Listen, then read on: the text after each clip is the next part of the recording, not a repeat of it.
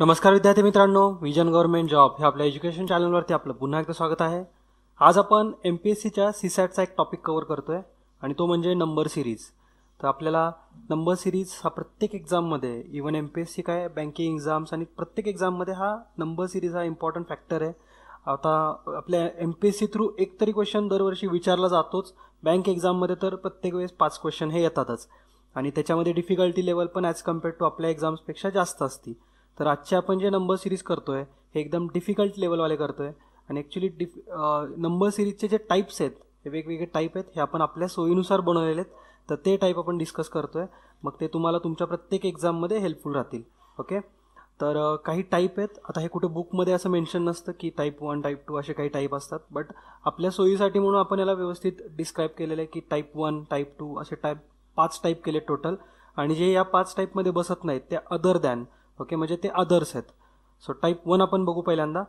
तर क्वेश्चन आणि त्याचं जे स्ट्रक्चर आहे, त्याचं सोल्युशन कसं असेल ते तुम्ही लक्षात ठेवा. ह्या टाईप 1मध्ये आता काय करायचं आहे, तर हा सेम मल्टी म्हणजे same multiplication plus same odd असा एक टाईप आहे हा. म्हणजे काय होतं की ज्या नंबरनी त्या पर्टिक्युलर नंबरला मल्टिप्लाय होतो तोच नंबर पुन्हा त्याच्यामध्ये ॲड होतो. फॉर एक्झाम्पल, आता क्वेश्चन नंबर 1 बघा तुम्ही.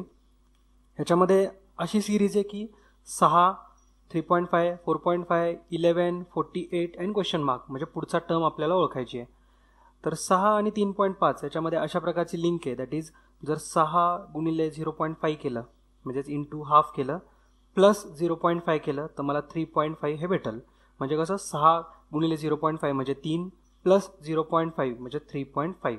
ओके, आता ज्यांचं मॅथ्स बॅकग्राऊंड नाही आहे त्यांना थोडंसं मे बी बोरिंग वाटू शकतं, मात्र हे हातातले मार्क आहेत. व्यवस्थित जर तुम्ही केले तर चांगले मार्क पडू शकतात एक्झाममध्ये. आणि इझी टॉपिक आहे, फक्त तुम्हाला थोडीशी प्रॅक्टिस लागेल आणि त्याच्याशी रिलेटेड जे क्वेश्चन आहेत हे पण आपण तुम्हाला प्रॅक्टिससाठी प्रोव्हाइड करू. तर आपण पहिला क्वेश्चन आपण सॉल्व्ह करूयात. तर लॉजिक तर तुम्हाला कळालं आहे की 6 इंटू हाफ करायचं आहे म्हणजे 0.5 प्लस 0.5 केलं की 3.5 भेटेल.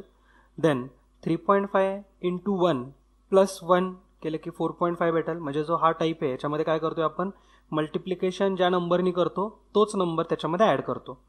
सिमिलरली 4.5 इंटू 2 म्हणजेच 9 प्लस 2 केलं की 11 भेटेल. 11 गुणिले 4 अधिक 4 केलं की 48. तसंच आता आपल्याला जो पुढचा टर्म असेल ती अशी असेल की आपण ॲक्च्युली हा नंबर आपण डबल करत चाललो आहे. म्हणजेच पहिल्यांदा 0.5नी मल्टिप्लिकेशन केलं, देन 1नी केलं, देन 2नी केलं, देन 4नी केलं. आता आपल्याला मल्टिप्लिकेशन हे ते 8नी करायला लागेल. म्हणजे जे आपला आन्सर आहे ते 48 इंटू 8 प्लस 8 केल्यानंतर भेटेल. ओके, तुम्हाला लॉजिक समजलं असेल तर तुम्ही बरेच क्वेश्चन असे सॉल्व्ह करू शकता. आपण याच्याचवरती बेस सेकंड क्वेश्चन बघूयात. तर सेकंड क्वेश्चन आहे 8, 4.5, 5.5, 13, 56 आणि क्वेश्चन मार्क. सो आपल्याला क्वेश्चन मार्कची व्हॅल्यू काढायची आहे. 8 इंटू जर 0.5 केलं तर आपल्याला 4 भेटेल. 4 plus 0.5 4.5. 4.5 into 1 that is 4.5 plus 1 केलं की परत 5.5 भेटेल. 5.5 इंटू 2 प्लस 2 म्हणजे 5.5 into 2 that is 11. 11 plus 2 that is 13. तर 13 गुणिले परत 2च्या डबल करा, 4 अधिक 4 सॉरी. सो 52 अधिक 4 दॅट इज 56. आता 56 इंटू 8 प्लस 8 केल्यानंतर आपला आन्सर भेटेल दॅट इज 456. ओके, सो हे जो टाईप आहे हा लक्षात ठेवा, महत्त्वाचा आहे आणि हा हार्ड लेवलचा आहे. आपण जनरली काय करतो की असं डायरेक्ट फक्त वजाबाकी करत जातो, 2 टर्म्समधला डिफरन्स घेत असतो. मात्र जर डिफिकल्ट क्वेश्चन विचारायचा झाला तर अशा टाईपवरती येऊ शकतो. ओके, आपण नेक्स्ट टाईप बघूया आता. सो टाईप 2, याच्यामध्ये डिफरन्स ऑफ डिफरन्स आहे. म्हणजे फक्त एकदा डिफरन्स घ्यायचा नाही आहे, तुम्हाला दोनदा डिफरन्स घ्यायचा आहे. जसं की क्वेश्चन नंबर 1मध्ये बघा, 7, 14, 30, 56, 93 अँड क्वेश्चन मार्क. सो जो डिफरन्स आहे 7 अँड 14 मधला, तो दॅट डिफरन्स इज 7. त्यानंतर 14 आणि 30 मधला डिफरन्स आहे 16. 30 आणि 56 मधला आहे 26. 56 आणि 93 मधला डिफरन्स आहे 37 आणि 93 आणि पुढचा नंबर आपल्याला काढायचा आहे. ओके, आता डिफरन्स जर आपण एकदाच बघितला तर काहीच लॉजिक लागत नाही. मग मात्र जर डिफरन्सचा डिफरन्स घेतला, ओके, तर आपल्याला काहीतरी भेटू शकेल हिंट. तर डिफरन्सचा डिफरन्स आपण घेऊन बघूया. सो पहिल्यांदा जो 7 आणि 16 आहे त्याचा डिफरन्स घेऊ, तो 9. 16 आणि 26चा डिफरन्स 10. 26 आणि 37चा डिफरन्स 11. आणि 37 आणि जो पुढचा नंबर असेल त्याचा डिफरन्स आपल्याला 12 भेटला पाहिजे. सो 37 मध्ये 12 ॲड करा, पुढचा नंबर भेटेल दॅट इज 49. तेच 49 आपल्याला 93 मध्ये ॲड करायचं आहे, मग आपल्याला आन्सर भेटेल 142.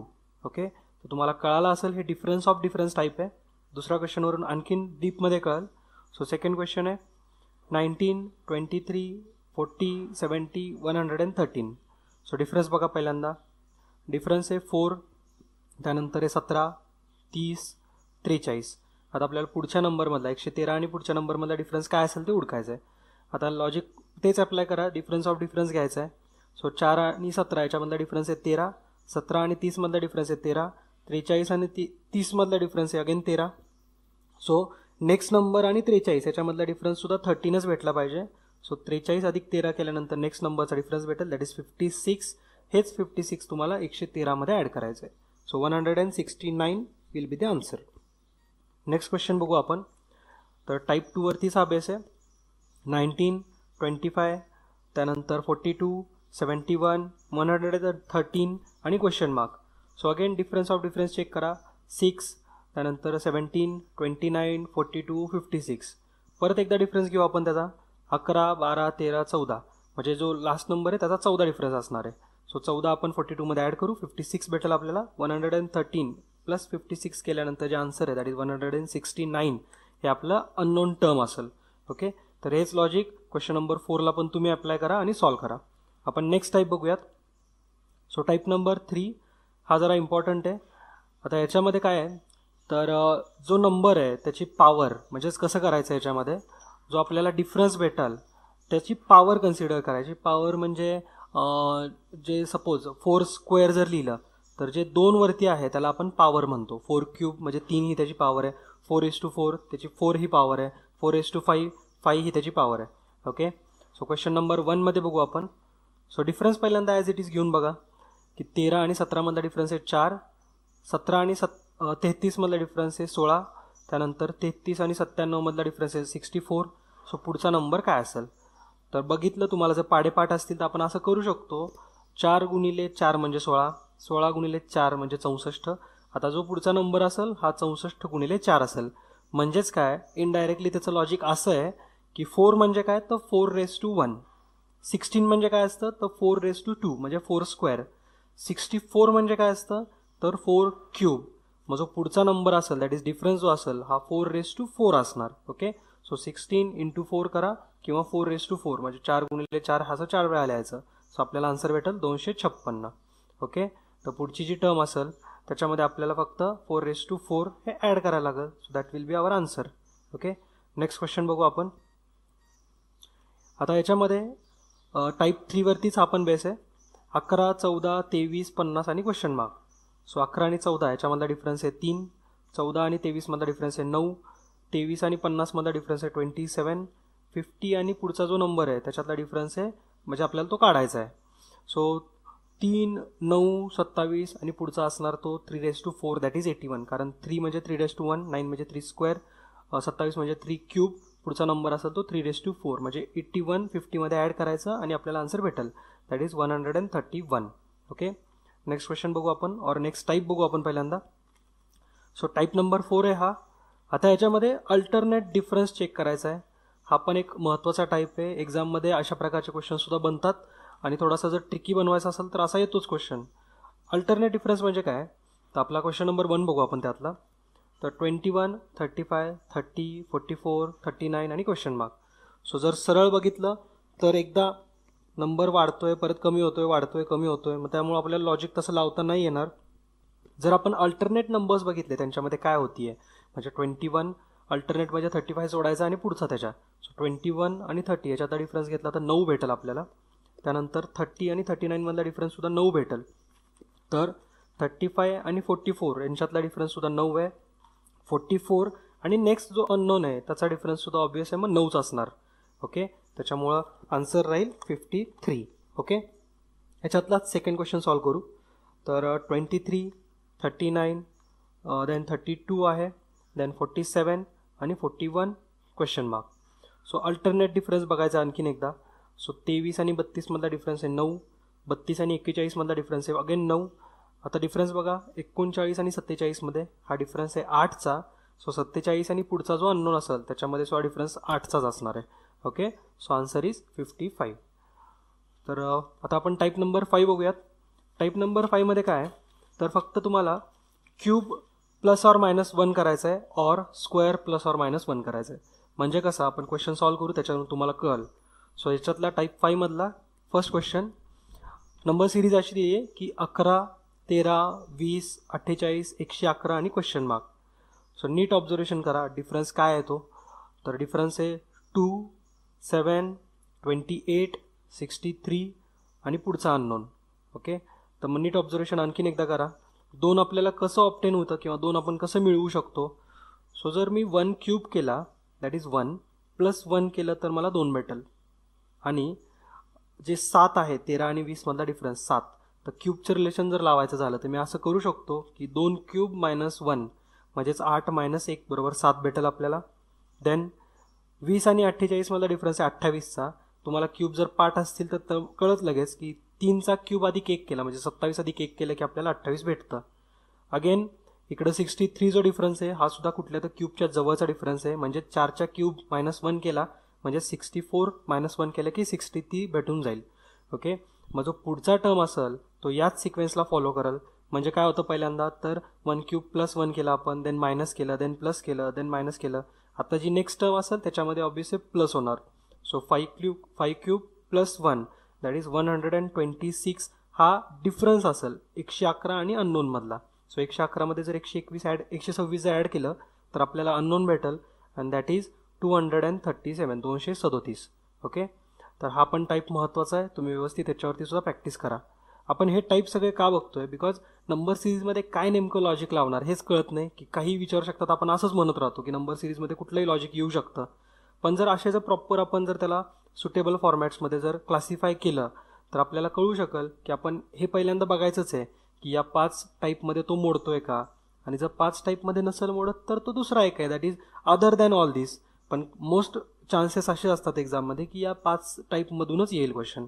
ओके, त्याच्यातलाच आपण नेक्स्ट क्वेश्चन बघूया आता.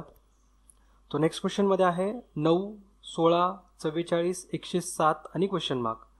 सो 9 आणि 16 मधला डिफरन्स आहे 7, 16 आणि 44 मधला डिफरन्स आहे 28, 44 आणि 107 मधला डिफरन्स आहे 63. सो पुढच्या टर्ममधला डिफरन्स काय असेल ते विचारलं आहे किंवा पुढची टर्मच विचारली आपल्याला. तर 7 कसं ऑप्टेन होईल. सो अगेन 2 क्यूब मायनस 1 केल्यानंतर आपल्याला 8 मायनस 1 केलं की 7 भेटून जाईल. देन जे 28 आहे हे कसं भेटेल 3 क्यूब प्लस 1 केल्यानंतर. 63 कसं भेटेल 64 minus 1 that is 4 cube minus 1. आणि जे पुढची टर्म असेल ते 5 क्यूब प्लस 1 आहे. So 125 plus 1 so that is 126. फक्त आपल्याला 107मध्ये ॲड करायचं आहे, आपल्याला नेक्स्ट टर्म भेटेल. तर हे असं क्यूबचे आपण एक्झाम्पल बघितले. तसेच स्क्वेअरशी पण बेस असतात. तर स्क्वेअरवाले तुम्हाला कुठे भेटतील तर तुम्ही सॉल्व करा आणि याची प्रॅक्टिस करा. एकदा याची जर प्रॅक्टिस केली, जर 5 टाईप तुम्हाला व्यवस्थित पाठ झाले असतील तर तुम्ही बाकीचे क्वेश्चनसुद्धा आरामात सॉल्व करू शकता. ओके, आणि हे अदर दॅन जे 5 टाईप व्यतिरिक्त काही क्वेश्चन येतात ते पण असे असतात. आणि त्याची जर या 5 टाईपवरती तुमचा जर कमांड असेल तर तुम्ही बाकीचे पण क्वेश्चन इझिली सॉल्व करू शकता. जसं की आपण बघू थोडेसे अदर क्वेश्चन्स किंवा तुम्ही हे होमवर्कसुद्धा करू शकता. आता फक्त बघू आपण पहिला क्वेश्चन लगेचच आपल्याला सॉल्व होईल का. तो आपल्याला जो डिफरन्स आहे जो क्वेश्चन नंबर 1 आहे याच्यामध्ये जो 7, 16, 45 आणि नेक्स्ट टर्म जी आहे 184, 915 आणि पुढची टर्म आपल्याला काढायची आहे. मग आता ह्याच्यामध्ये काय लॉजिक लागेल. सो हे ॲक्च्युली तुम्हाला होमवर्कसाठीच द्यायचे होते, बट ठीक आहे आपण ट्राय करू. आता हा ओरली सॉल्व होतोय का बघूत.